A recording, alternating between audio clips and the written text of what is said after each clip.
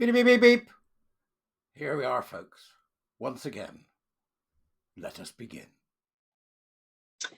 In terms of an action plan that we have, I mean, it's massive. It's way bigger than any network should have. But I like to be ambitious and adventurous. And so it's got way more things on it than it should do. We want to make sure that we're providing the right platforms, making sure that we're engaging with members. We have a commitment to making sure that we use the majority of the LGBTQIA plus diversity days that happen in a year to be able to build awareness and understanding in the wider organisation. So that's, at least 25 plus that are LGBTQIA plus specific. But again, like I say, because we've got a commitment to intersectionality, we've also included on our plan things like Black History Month, Menopause Awareness Month, Disability History Month, all of that lovely stuff. And we do have a very extensive plan for 2025 to try and make sure that we keep on top of stuff. And that's a real mix. For some things, it might just be a piece of comms that we'll be putting out to just raise awareness. And then when you've got things like LGBT History Month, we've got a whole raft of activities and stuff that we're going to be sharing over the course of the month. It just depends. And we try to have a balance around events. As we all know, funds within the NHS are very difficult to come by these days, really hard to justify getting funding for speakers, but where we can, we do. But we try to balance that out by having internal guest speakers as well. We're trying to look at how we can develop opportunities for members to continue with networking and training and that sort of stuff. As I mentioned already, it's on our plan this year to support with the regional networks. But in addition, there are a few extra things.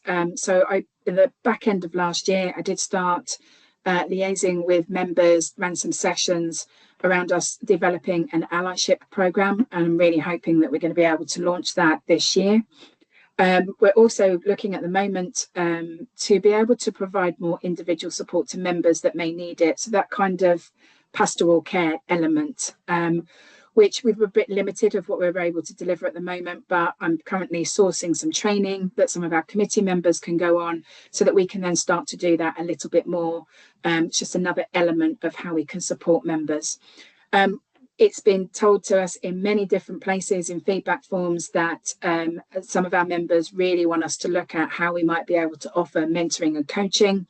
That's something that we're going to start to investigate, but that's also something that I think that I would be taking back to the wider organisation to see what they're going to do around that, as opposed to it being something that the network set up and run. Well, me, I'm gobsmacked here at what they're doing. Goodness, they are busy bees, aren't they? In the NHS, paid for, may I remind everyone, by public money. That's you and I, for God's sake. It's extraordinary to hear them say that what they're going to have is 25 plus days specific commitment to LGBTQIA plus visibility. 25 days of doing what?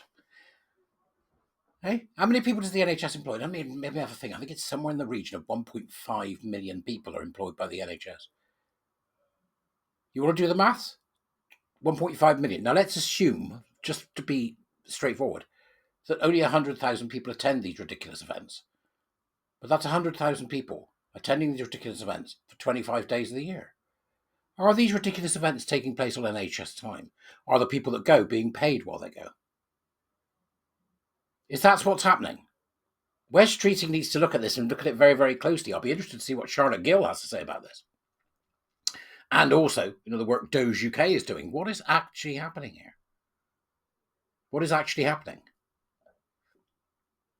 She talks about how they share the information. The LGBT history activities are shared by whom?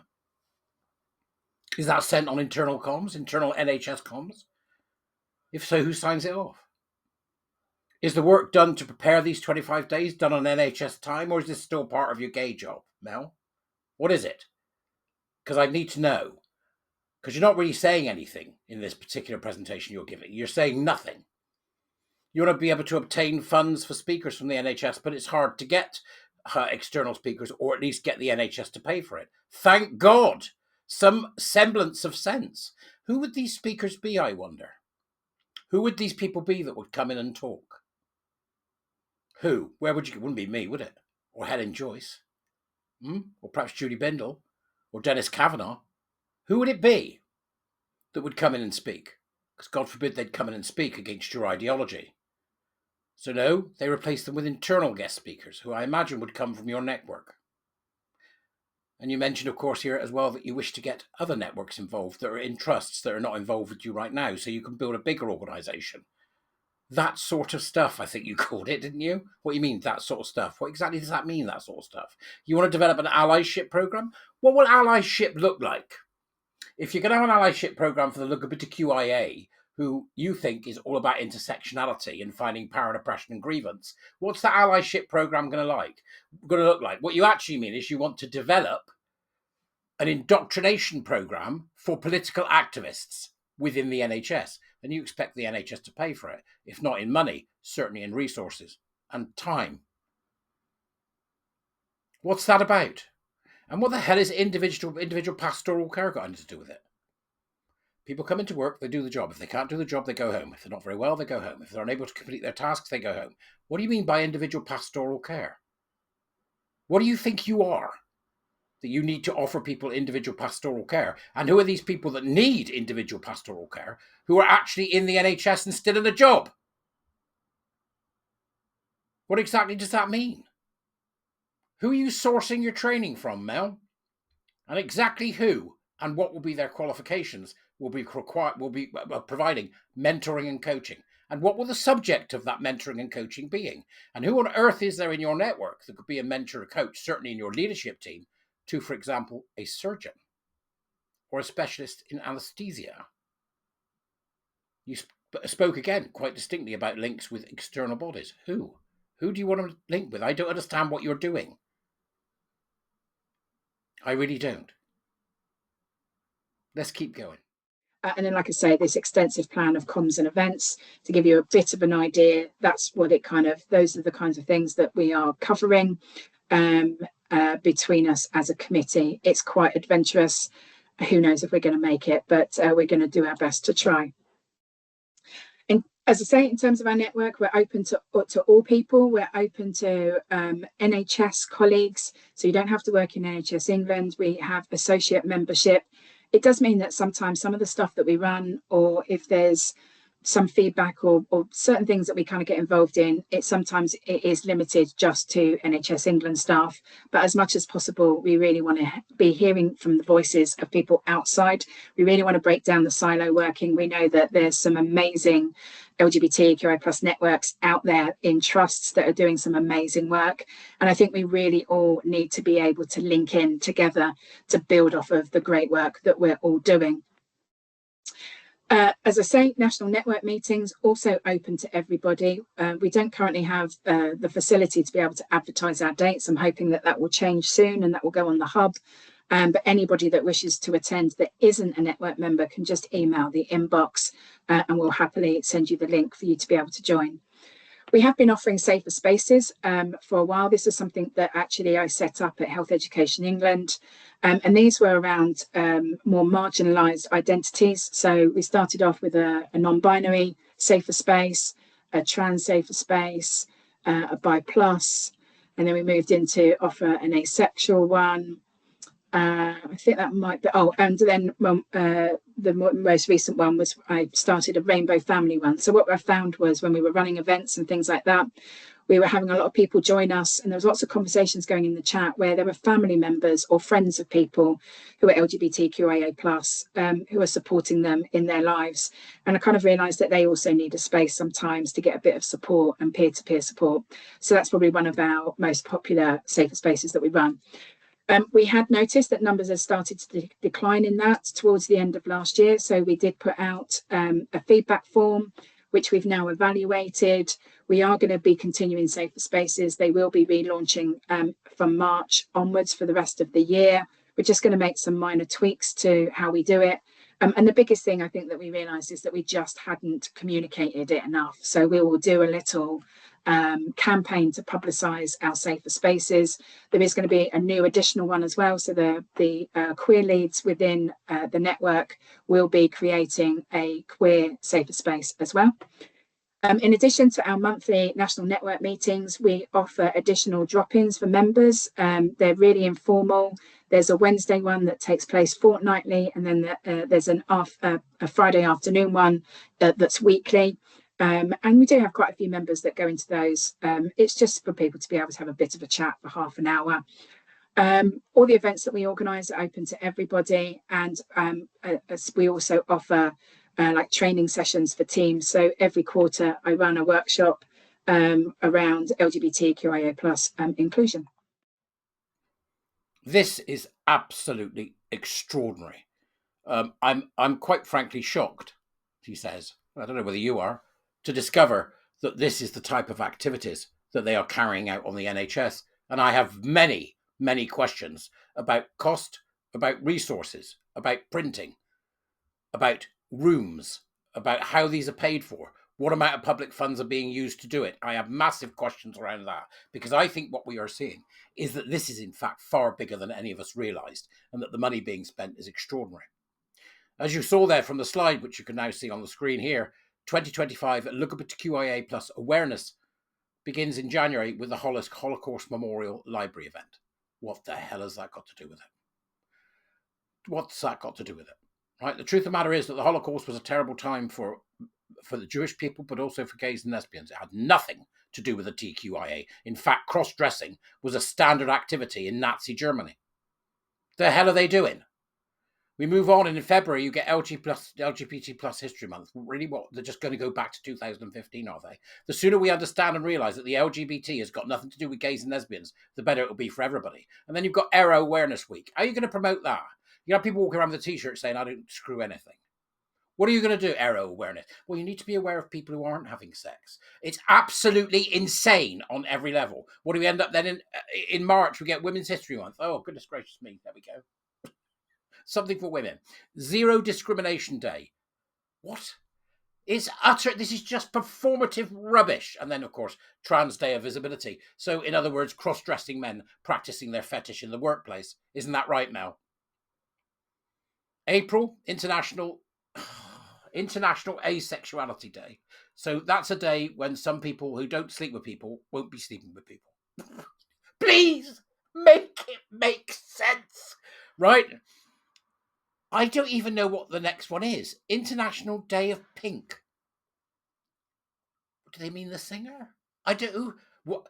Good morning. It's International Day of Pink. What's that about? No idea. None. I'm just clueless. What? International Day of Pink. Lesbian Week of Visibility. She's over there. This is real. I'm sorry, folks, but it just, the more I go through this, and there's plenty more to come, the more ridiculous it gets. What have we got in May? International Family Equality Day. I don't even know what that means. Ida Hobbit. You know, this is just rubbish. Agenda Pride Day, Pride Day, Pansexual and Pan-Romantic Awareness Day in May. Okay, right, fine. You know, 1.5 million people, 100,000 people will bother to go. How much of this nonsense is taking place in work time? How much of this nonsense is being spread through the work intranet? How much of this nonsense is on the servers of the NHS? Dear God, it all needs to go. That's all I can say. And then we get June, Pride Month, Carers Week. At last, Carers Week. Something worth looking at. Out and Proud Parents Day. I don't know what that is. Have you got any children? Yes. Are you a pufter? Right, shout loud. Lezer? Yep. Kids? Yep. Okay, it's your day. Just, what is it? What have we got in July? Oh my God, Non-Binary Awareness Week. Guys, anybody spotted any non-binaries? No. I haven't seen any today, have you? No, not yet. No. Well, we've got a week. You might find one. Non-binary. So in other words, people who are insane week. They're working in the NHS. And look at that. Absolutely nothing in August. You know why there's nothing in August? Because they're all on bleeding holiday. September, Bisexual Awareness Week. Are you aware that there are bisexuals? I am, yeah. We've got a whole week to explain to you what that is. I don't think I need that. This is absolutely surreal. Then it gets worrying, and I'll tell you why it gets worrying. Look at October and November. Is it me, or is October, November probably one of the busiest periods for the NHS because of the winter? The hell are they doing? Menopause Awareness Month. I love that it's a month. Menopause Awareness Month. Black History Month. International Lesbian Day. I thought we'd had one of those. No, we had Lesbian Week of Visibility. I wonder if it's the same lesbian. Right? World Mental Health Day. Oh, great. Just fabulous, right? Right? National Coming Out Day. International Pronouns Day. Oh, please. Just F off. I can't cope.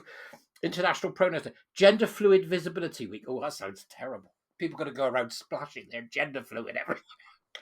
What's that on your plate? I'm not sure. I think it might be gender fluid. This is real. This is real, right? Asexuality Awareness Week. Did we have that before? What have they got? Asexuality Awareness Week. What else have they got on there? We did. We have what's RO then? Oh, I've got it wrong. I obviously need that week. RO. What's RO? Aromantic. That's aromantic. That's people who don't have romantic feelings. Or is it people that do have romantic feelings? Obviously, I need that awareness week. What else have we got? Intersex Awareness Day. It's DSDs, right? It's different. And these people have said time and again, please do not include us in this bollocks. Time and again. November, Men's Health Awareness and IMD, International Men's Day. Right? Men's Health Awareness. You're a man my age, you're aware of your health. The rest of you can bugger off. Oh, good Lord. Disability History Month. At last, the disability gets a look in. The one thing that I've been teaching about this week to the Warrior Teacher. We've been teaching about understanding disability. The one damn thing that we should be spending money on. And what do they get? They get a week. Well done. Oh, hang on a minute. It's just about their history, not the fact that they're there. And they might need assisted technologists. Gosh, Disability History Week. That's all right. So many, many years ago, excuse me, I can't get in the room. There's no stair. There's no ramp. Yeah, all right. Be with you later. Many years ago, swine. Transparent Day. Oh, God. Should say Gusset Fumbler Day. Transgender Day of Remembrance, where they remember prostitutes in Brazil that are killed. I can't. And then finally in December, World AIDS Day. What's going on here? Do you not find this obscene and obscure? Because I do. And then we've got the next thing. The LGBTQI plus staff network membership is open to all. All. So it doesn't matter who you are. Do you understand that the LGBTQIA plus title means nothing? It could say hard left, intersectional, neoliberal lunatics, right? Or the Fruit Loop network. It doesn't matter. It's got nothing to do with LGBTQIA, Black History Month, disabled people, or whatever it may be. Nothing. It's about building a consensus within the NHS based on a hard left neoliberal political ideology. In other words, we've got a socialist network, really hardcore one, in the NHS who is garnering the resources from the public in order to push its filthy agenda. That's what it is. So we're going to have membership open to all. Right, I was really pleased to hear that they've got safe spaces for the marginalised identities of non-binary, trans, asexual. That's and every single one of those things you pick to be, right? They're not innate. It's just nonsense. So non-binary is just nonsense. That's just nut jobs, right? Because obviously the minute they become non-binary, they also become not binary. So they're in fact part of a binary. Non-binary, right? Trans, right? As fetishists or the mentally ill. Asexual, nobody cares. Just, I don't believe they don't frig themselves. I just simply don't believe it. They're, picking the bean and bashing the bishop as fast as they can, I imagine. Rainbow family, I don't even know what that is. But what they mean by rainbow family is they're saying that even external people who have nothing to do with the NHS, who are just family members or friends of people who work in the NHS, can become part of their network. This is not an LGBTQI plus staff network. This is a political movement being paid for by the public at the heart of the NHS. That's what it is. They do drop-in sessions fortnightly and weekly just so people can have a bit of a chat. They're there to do a job, not have a bit of a chat. What the hell is going on? Workshops around inclusion are done regularly so they can encourage more people into this. This needs to be ferreted out. And it needs we've got to burn it to the ground, and then we've got to salt the earth. But we shall continue in our journey tomorrow. Thank you very much for joining me so far. Come and be a Warrior Teacher. If you can buy me a coffee, do. This stuff is taking such a long time. I need some money. So if you can buy me a coffee, well, join my Substack, but better still, become a Warrior Teacher. Do so. Other than that, that'll do. Right? More tomorrow, folks. Now you can go away and do whatever it is you do with your lives, because this is what I do with mine. It's desperate. Bye-bye.